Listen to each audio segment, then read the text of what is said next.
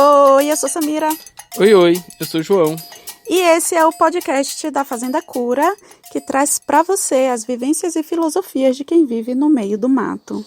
Esse é nosso segundo episódio e a gente ainda tá aprendendo a fazer isso, né? Então, assim, deixa o comentário de vocês com dicas, com sugestões, falando o que achou. E lembrem que aqui a gente fala só a partir das nossas vivências, não de dados científicos, pesquisa ou informação técnica. Isso é bem importante, né? O tema de hoje é meio que começar com o pé na porta, né? A gente falou de uma coisa mais leve, tipo êxodo rural. E hoje a gente vai falar de um tema um pouquinho desconfortável, ou bastante desconfortável, que é branquitude e permacultura. Porque nas nossas vivências a gente percebe muitas situações de privilégio branco e de racismo na permacultura. E isso se relaciona com tudo, inclusive com o episódio anterior. Se você não escutou ainda, vai lá conferir, porque ter escutado aquele episódio e depois escutar esse, ou vice-versa, vai fazer uma diferencinha, bastante diferença, né? Outra coisa é que é bem importante a gente começar falando que a gente pratica a permacultura, que nós somos brancos, que nada do que a gente vai falar aqui minimiza a importância da permacultura e de quem faz a permacultura. Pelo contrário, o nosso objetivo é que cada dia a permacultura seja coerente, né? Seja melhor. E nossa prática também seja coerente e seja melhor. Isso envolve muito questionamento pessoal e social, porque a permacultura, enquanto ética, ela questiona o nosso lugar no mundo e ela questiona o próprio sistema onde a gente vive, né? E a gente não vai falar de pessoas, né? A gente vai falar de um sistema. Exatamente. Então, a gente vai começar definindo 3 conceitos que são bem importantes para entender esse episódio, se você não tiver familiaridade com esses temas. O primeiro é permacultura, né? A gente sabe que muita gente que assiste não tem muita familiaridade. E uma questão que a gente já vai levantar de cara não vai ter nenhum episódio só sobre permacultura, porque não existe só permacultura. A permacultura, ela em si já considera a totalidade da vida. E, portanto, todos os episódios vão falar de permacultura, né? E em relação ao conceito, muitas vezes as pessoas tratam de permacultura como se fosse um conjunto de técnicas, tipo agrofloresta sintrópica, bioconstrução, economia solidária. Então, a gente já começa dizendo que permacultura não é. Permacultura não é isso, não é um conjunto de técnicas. A permacultura, ela é uma ética de relação com a vida. E aí, lembrando o que é ética. Ética é um conjunto de regras e preceitos de ordem valorativa e moral de um indivíduo, grupo social ou uma sociedade. Ou seja, a ética, ela é um conjunto de regras, certo? Então, a gente tem os princípios da permacultura que vai guiar o fazer, né, permacultural. E a ética permacultural é esse conjunto de regras para quê? Para o desenho consciente e manutenção de ecossistemas produtivos agricolamente, que tem a diversidade, estabilidade e resiliência de ecossistemas naturais. Então, eu vou destrinchar um pouquinho, porque eu li o conceito que Bill Mollison dá no Manual do Design Permacultural. Então, a permacultura, ela é o desenho consciente e manutenção, ou seja, não é só desenhar o espaço, né? É também manter esse espaço. E, na verdade, não é só o espaço, é o ecossistema produtivo agricolamente. Então, a permacultura, ela necessariamente fala de produção agrícola. Permacultura sem produção agrícola é uma questão, porque a alimentação está muito no meio disso, porque sem alimentação a gente não vive e a gente precisa de produção agrícola para viver. E fala também de diversidade, estabilidade e resiliência. Esses ecossistemas, né, produtivos, eles precisam ter diversidade, ou seja, a monocultura não cabe dentro da permacultura. Estabilidade, ou seja, estabilidade financeira, estabilidade produtiva, Resiliência, então tem que sobreviver a desastre. E basicamente é isso, né? As bases dessa ética são, e vocês vão ver que são bem parecidos com os 3 princípios da Fazenda Cura, porque a gente se inspirou mesmo na permacultura, apesar de não serem idênticos. O primeiro é o cuidado com a terra, que é prover para que todos os sistemas de vida continuem e se multipliquem. O segundo é o cuidado das pessoas, que é prover para que as pessoas possam acessar os recursos necessários para a sua existência. E o terceiro, no início, o Bill Mollison vai dizer que é colocar limites à população e ao consumo. Depois, isso vai virar partilha justa, que é governar nossas próprias necessidades para prover recursos para atender os 2 princípios acima. Então, basicamente, a acumulação não entra na permacultura, tá bom? E vamos para o segundo princípio. Essa parte inicial é meio chatinha, porque a gente está definindo conceitos, mas vamos lá que é importante. Branquitude é um termo que poucas pessoas estão familiarizadas, mas é um termo muito importante, porque quando a gente fala de racismo, a gente sempre fala da situação das pessoas negras.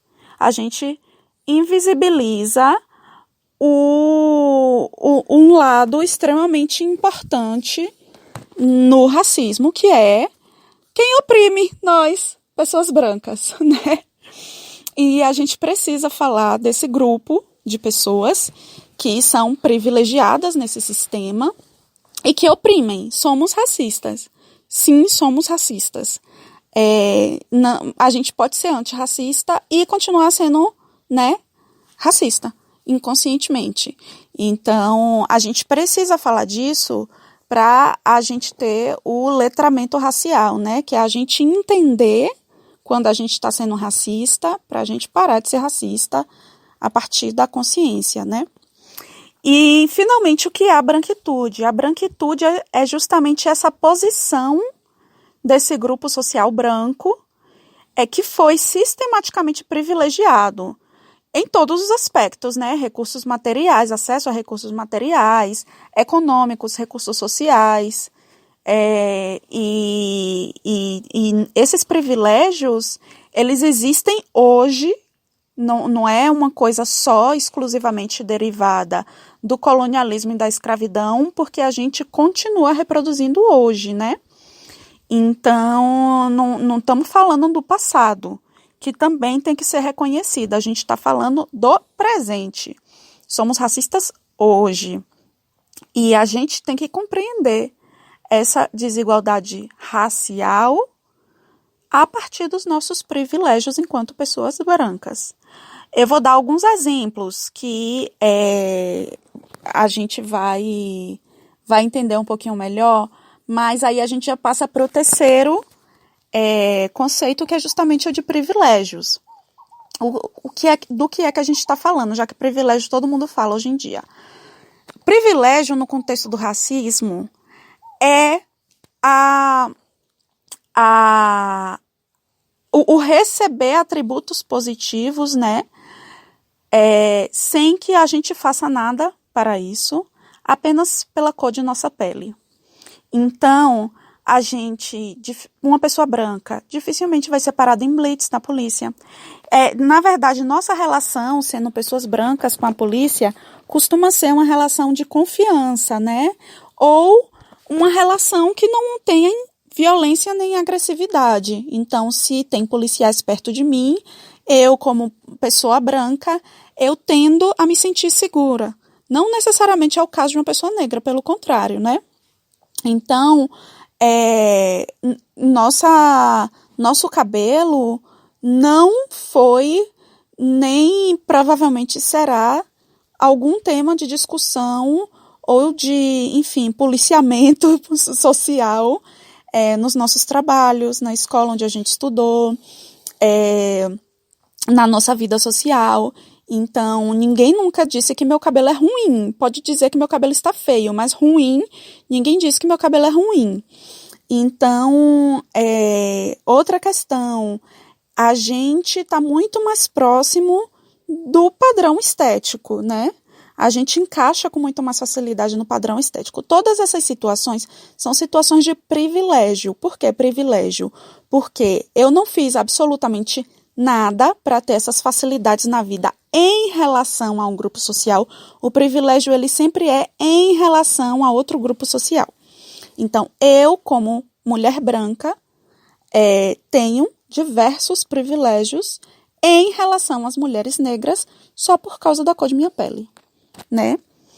E basicamente, a gente segue porque o tema ele já é bastante complexo e a gente precisa, né, seguir adiante, porque senão a gente vai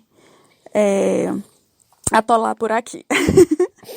Porque cada um desses conceitos, gente, tem uma discussão dentro deles. É muito interessante pesquisar esse tema e a primeira observação que a gente faz a gente não encontrou praticamente nenhum debate sobre isso.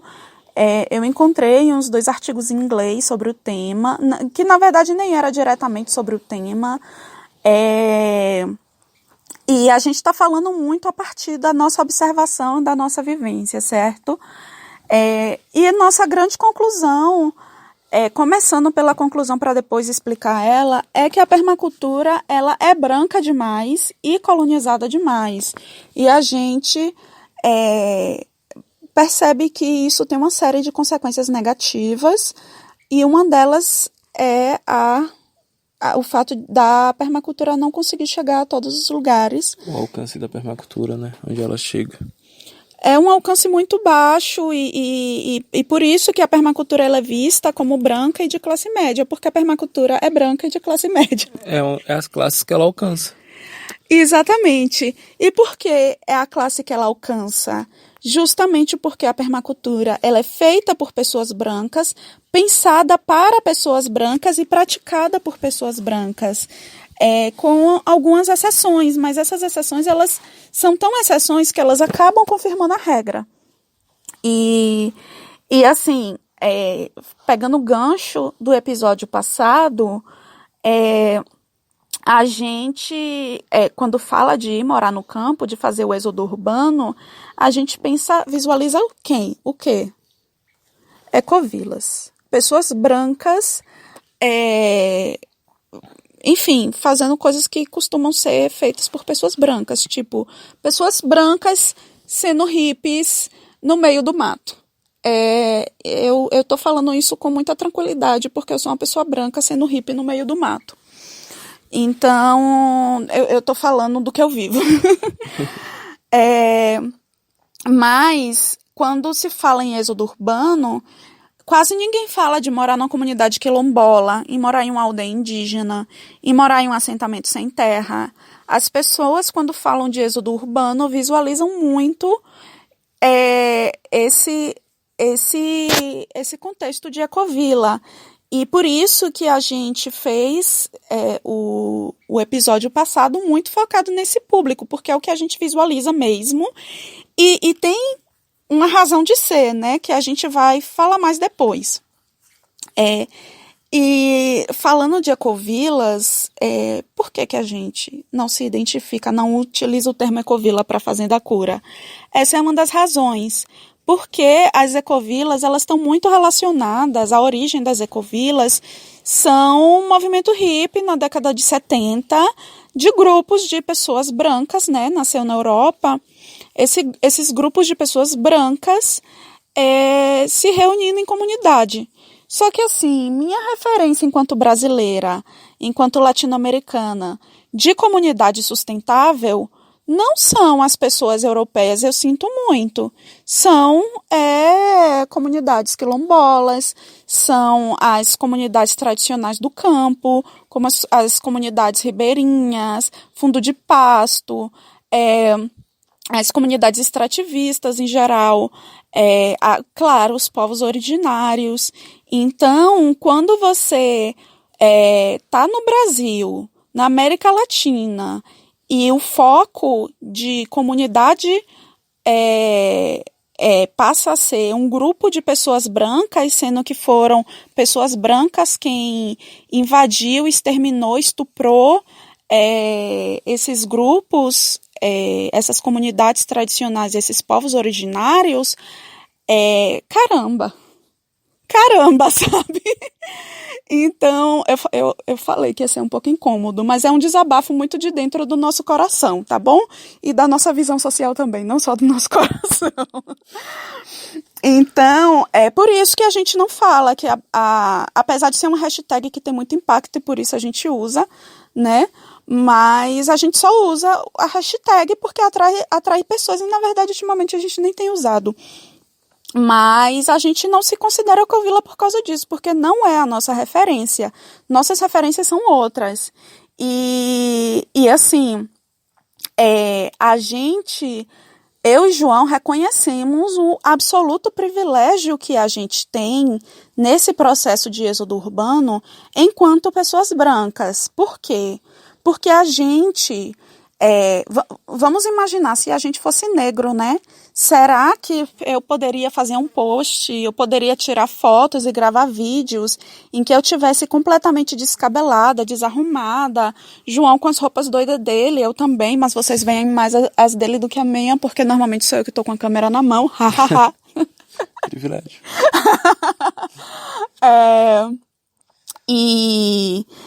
E aí, será que pessoas negras podem andar bagunçadas ou isso é um privilégio branco? O que as pessoas pensam de pessoas negras que andam bagunçadas, né? Essa é uma questão importante. A gente não vai dar essa resposta porque não nos cabe, porque não somos pessoas negras. Uhum. A gente pode falar que isso é um privilégio branco, que eu sinto como privilégio meu, né? Enquanto mulher branca. Outra questão, vocês já viram, conhecem andarilhos e andarilhas negras? Porque assim, eu acho que esse viver de trocas, ele é muito mais fácil quando se é uma pessoa branca, porque, de fato, assim, sendo muito honestos, a gente vai ver com facilidade pessoas negras pedindo e recebendo carona. Qual o significado que as pessoas dão a uma pessoa negra pedindo carona na estrada, né? Qual o significado que as pessoas dão a uma pessoa negra andarilha? É muito diferente. Então, e por isso que até hoje eu só vi andarilhos e andarilhas brancas. Eu nunca vi andarilho e andarilha negra. Outra questão por exemplo, morar numa casa de barro e ser admirado. Hoje em dia, a maior parte das pessoas que moram em casa de barro no Brasil provavelmente são negras, né? E elas são admiradas por causa disso? Não. A maior parte das pessoas que têm casa de adobe e de pau a pique provavelmente são negras. Elas são admiradas por isso? Provavelmente não. E isso é um privilégio muito branco. Branco morando em casa de barro é bioconstrução, né? Pois é. Exatamente. É bioconstrução, é algo... É bonito, é ecológico. Agora, quando você vê uma pessoa negra numa casa de barro, é lido da mesma forma? Não. Em relação ao trabalho braçal, outra coisa, muito lindo isso, nós, pessoas brancas, pegando na enxada e carregando pedra, uau, que fantástico, o trabalho braçal é tão importante nesse mundo tão mental no qual a gente vive. O que é o significado de trabalho braçal e de pegar na enxada para pessoas negras, gente? Sabe? Então eu vejo isso muito como privilégio branco também, de eu poder escolher um trabalho braçal e isso poder ser admirado por alguém. E isso ser referência para alguém. Então, isso são nossos privilégios, sabe? Entre muitos outros que provavelmente a gente não vê, porque a gente não apanha nessa história. A gente tá do lado que bate, né? A gente não tá do lado que apanha, mesmo tendo consciência da nossa posição como parte do grupo opressor, né? E gente, falando isso não significa que somos pessoas ruins, etc e tal. Não, é reconhecer o nosso papel dentro de um sistema, né? Então vamos retirar o foco de pessoas e colocar o foco no sistema, que isso é muito importante, não só nesse episódio, mas em muitos episódios que a gente vai tratar de uns temazinhos espinhosos, como esse. Outra questão muito, muito, muito puxada, muito complicada. A permacultura, ela nasce de conhecimentos tradicionais. E Bill Mollison, e eu suponho que David Holmgren também, ele fala exaustivamente sobre isso. Só que quando a gente está em espaços que se discute permacultura, em espaços em que se ensina permacultura muitas vezes, não se fala nem de povos originários, nem de comunidades tradicionais. E muitas vezes a gente vê pessoas que fazem permacultura dizendo que desenvolveram certas técnicas, mas é muito interessante porque, assim, às vezes essas técnicas já existiam, só que aquela comunidade que usa aquela técnica não tinha acesso a uma câmera e a um canal do YouTube para postar aquilo. Então parece que quem criou foi uma pessoa branca. E, sim, muitas vezes também pega uma técnica já existente, dá um banho de tinta e é como se tivesse criado uma técnica nova, né? Acho que um banho de tinta não faz de uma técnica já existente ser nova. Exatamente. E eu sinto muito, gente, isso é apropriação. Isso é pegar os conhecimentos que foram guardados por centenas de anos ou milênios por povos. Aí que vem o que mais dói. Vamos lá. Esses povos, eles desenvolveram e guardaram esses conhecimentos por esse tempo todo. E aí eles vão e são atacados, muitas vezes exterminados por pessoas brancas. Aí passam os séculos, ou às vezes só umas décadas. Aí vão pessoas brancas, pegam esses conhecimentos, vendem livros, cursos, consultorias, ganham dinheiro e ou reconhecimento, né? Às vezes estão só compartilhando conhecimento nas redes sociais, sem nem citar esses povos.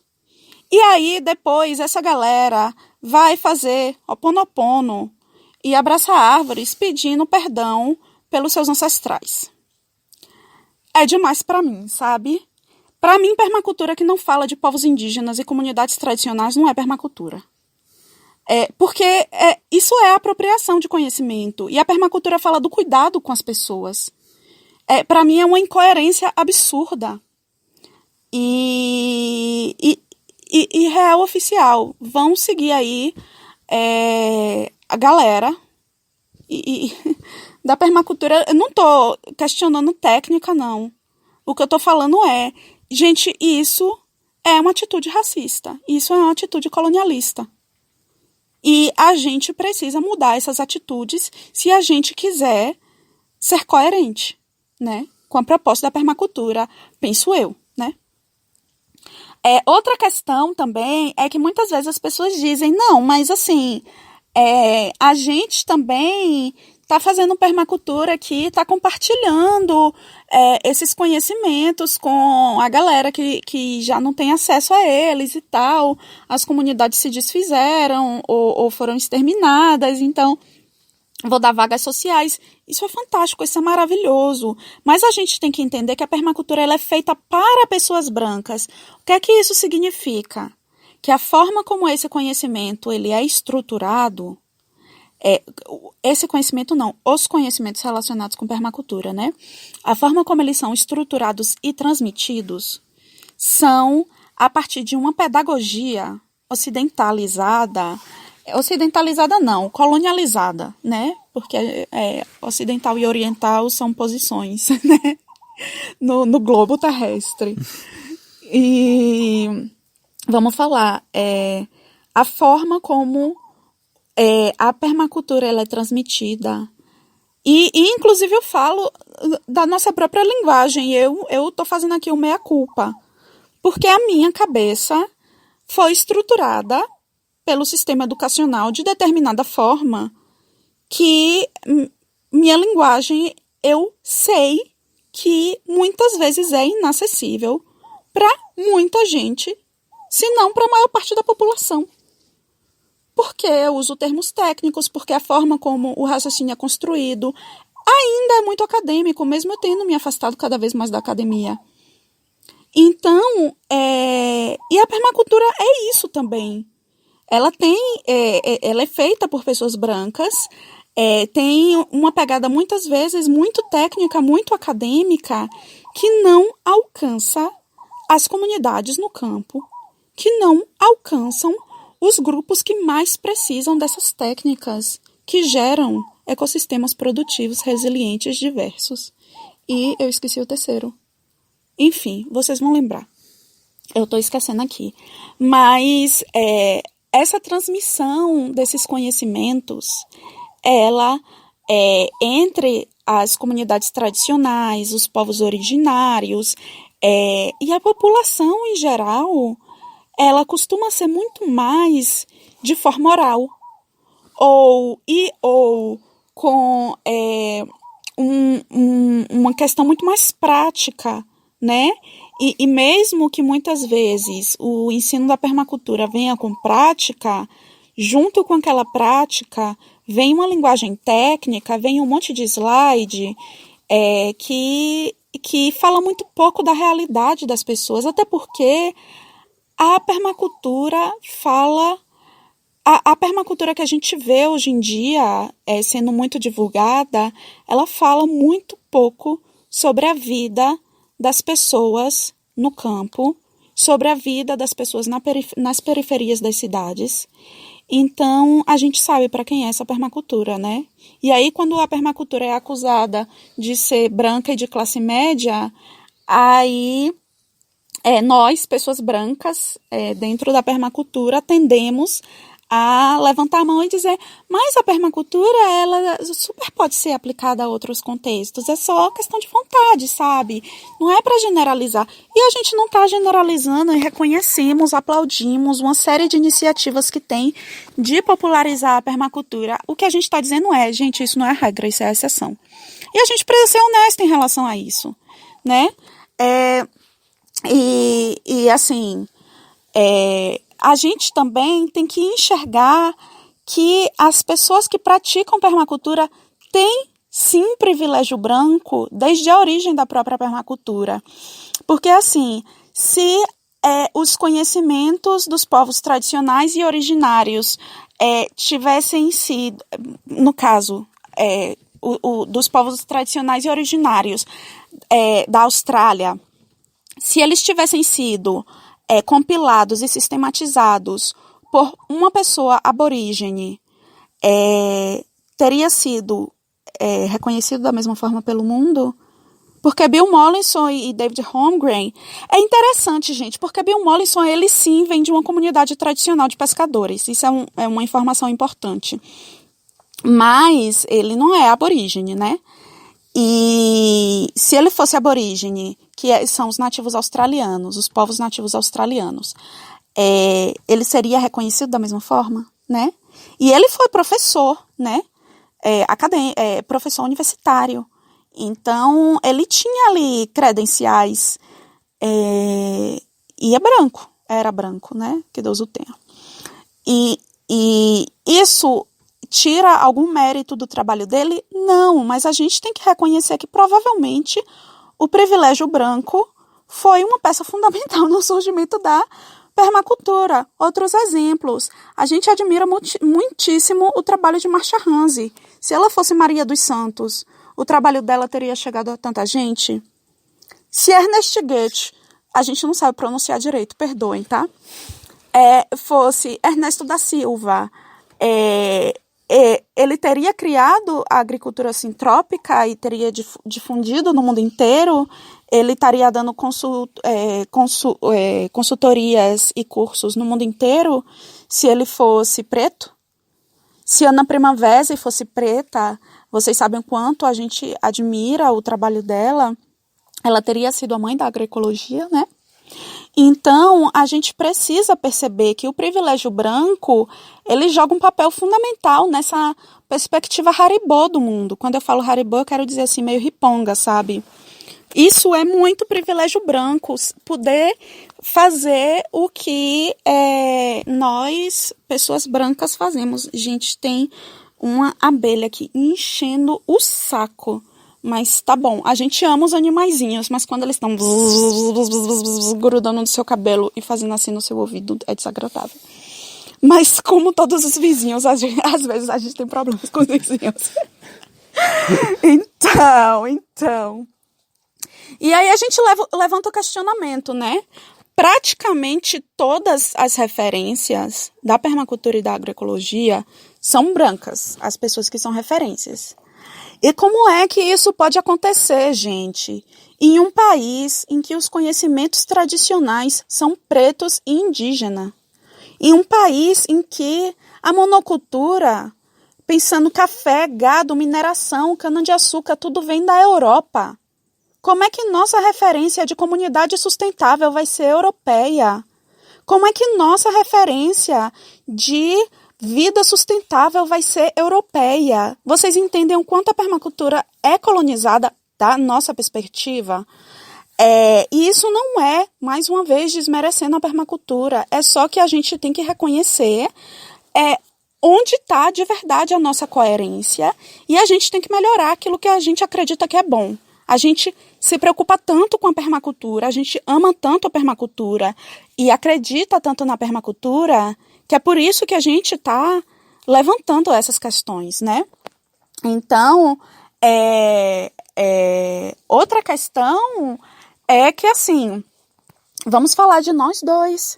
Se nós dois fôssemos negros, a gente teria tido esse tanto de apoiadores para a Fazenda Cura, a gente teria alcançado a meta mínima do financiamento coletivo para construir uma casa de barro, porque eu já vi vários financiamentos coletivos para construir casas, sempre de alvenaria, para pessoas negras. E tinha outro contexto, não estavam construindo uma comunidade, estavam construindo uma casa para aquela pobre família. E as pessoas ajudando num contexto que não era de horizontalidade, era um contexto enfim, como é que chama? Eu esqueci a palavra. Mas um contexto muito mais assistencialista e não um contexto de construir juntos o mundo no qual a gente acredita, que é a nossa proposta. Então, vocês estariam escutando a gente se fôssemos o casal negro, né? Quantas pessoas negras tem no feed das suas redes sociais? Quantas pessoas negras vocês escutam nos podcasts? E eu não estou dizendo isso para que vocês respondam, eu escuto 5 pessoas negras. Não, isso é para a gente refletir, porque nossas referências estéticas, políticas, econômicas, nossas referências todas acadêmicas tendem a ser brancas. E isso forma a maneira como a gente pensa, a maneira como a gente enxerga o mundo, o que a gente enxerga como desejável para a nossa vida. Tudo isso. Então, problematizamos bastante, mas a gente precisa falar também de soluções, né? Nesse episódio, porque a gente já está chegando perto dos 40 minutos, a gente não vai falar tanto de soluções, mas a gente vai fazer um episódio só sobre permacultura popular, onde a gente vai focar mais em soluções. Mas, para a gente, nesse episódio, o primeiríssimo passo dessas soluções, é falar. E identificar os problemas. Exatamente, identificar os problemas. Então, na permacultura a gente tem isso, né? Primeiríssimo princípio do desenho permacultural, observe e interaja. Então, a gente se colocando enquanto pessoas que estão observando o contexto da permacultura e da agroecologia. A agroecologia tem um contexto um pouquinho diferente, que a gente vai falar mais no episódio sobre permacultura popular, porque a agroecologia definitivamente não é branca e de classe média, que nem a permacultura, apesar de que, enfim, tem várias questões aí sobre o entendimento de agroecologia, que é bem, bem, bem diverso. E ele é bem diverso na forma como atinge diversos grupos, mas a gente vai falar disso lá. Mas o que é importante para a gente agora a gente precisa falar disso. É o primeiro passo para a solução. A gente precisa de uma permacultura que seja declaradamente antirracista e descolonializada, que reconheça suas origens, que seja popular, que trabalhe junto com os povos do campo, com as comunidades tradicionais, com os povos originários, que não se aproprie dos conhecimentos, mas que troque conhecimentos, que compartilhe com horizontalidade, com respeito e com créditos devidos. Então, essa troca, ela tem que ser verdadeira, tem que ser completa. Não é assim, tipo, aí eu chego, aprendo com esse povo, depois eu vou para a minha segunda casa, minha segunda propriedade e aplico no meu sítio de final de semana, e aquela comunidade que me agraciou com aquele conhecimento nunca vai ter nada de minha retribuição, né? E a gente tem que pensar isso tanto no contexto individual quanto no contexto coletivo. Tem muitas possibilidades para a gente pensar soluções, de trabalhar juntos, né? De chegar junto das comunidades, de trocar esses conhecimentos, de enxergar dentro da permacultura soluções de autonomia para quem precisa de autonomia realmente, né? Nada contra quem aplica a bioconstrução na casa cara. Nada contra. Pelo contrário, vá fundo, use bioconstrução, reduza o seu impacto na terra, seu impacto negativo, né? E aumente seu impacto positivo. Mas o que a gente está falando não adianta mudanças individuais, ainda mais nesse contexto racista e colonialista, se a gente não fala das mudanças coletivas, né? E a gente está falando disso. E para a gente o começo é esse. A gente fala dos problemas, a gente identifica, observa os problemas e quer escutar de vocês, né? O que vocês pensam a respeito, mas também construir essas soluções juntos, porque não é a permacultura, as pessoas que produzem, né, que fazem permacultura, chegarem nos lugares e dizerem, não, agora você faz esse desenho e você faz isso e isso. Não, o desenho tem que ser conjunto, né? A construção do conhecimento e do resultado desse conhecimento tem que ser conjunto. E aí a gente vai falar mais sobre isso no próximo episódio. E aí a gente vai fechando falando que a permacultura, mais uma vez, a gente fala, nós praticamos permacultura, nós acreditamos na permacultura como um caminho para mudar, né? Para criar, na verdade, construir sistemas e ecossistemas resilientes, sustentáveis, né? E ela não é em si racista, a permacultura. Ela não é racista por origem, né? Inclusive, olhando os textos originais, tá lá, gente, muita, todos os créditos às comunidades tradicionais que oferecem esses conhecimentos, né? Que criaram, desenvolveram, melhor dizendo, esses conhecimentos. Então, a permacultura ela tem um potencial incrível e é justamente buscando melhorar a permacultura e enxergar a permacultura dentro de uma estrutura racista que a gente está enfiando o dedo na ferida. E falar disso é desconfortável, sim. Não achem que é confortável para a gente reconhecer que grande parte do nosso mérito deve-se ao fato de que nós somos pessoas brancas, né? Certamente a Fazenda Cura não seria o que é, nem estaria onde está, se fôssemos pessoas negras. Mas se a gente estiver se sentindo confortável, mas ao mesmo tempo quiser aprender ou sair das caixinhas, então tem alguma coisa errada. Porque fora da caixinha é fora da nossa zona de conforto. Então não tem como estar confortável e fora da caixinha. Fora da caixinha, gente, é desconforto. Então, se está desconfortável, então isso é um bom sinal, né? A gente supõe que uma parte significativa do nosso público seja branca e que esteja incomodando aí, né, essas reflexões. Inclusive tem um conceitozinho bem importante que eu esqueci de falar no início quando falo do conceito de branquitude, que é o conceito de fragilidade branca. O que é a fragilidade branca?